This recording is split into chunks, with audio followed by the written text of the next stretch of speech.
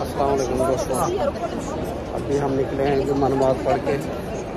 मैं और मेरा शहजादा काली शहीर माशाअल्लाह हरम शरीफ में बहुत रश है।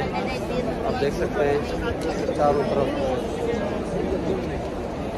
अभी रास्ता इन्होंने बंद किया हुआ है वक्त मुलाकात की तरफ से, क्योंकि बहुत शदीद रश है। हालांकि अभी जुम्मा ख़त्म हुए आधा घंटा होने को है, फिर भी रश कम नहीं हुआ। अभी हम देखते हैं इसमें से रास्ता मिले ताकि हम अपने घर को वापस जा सकें। अल्हम्दुलिल्लाह, सुभान अल्लाह। रास्ता समझ नहीं आ रहा कि कहाँ से निकले, कहाँ किस तरफ जाए, पता नहीं। कहीं इधर से भी आ रहा है, इधर से भी आ रहा है, बहुत भीड़ है।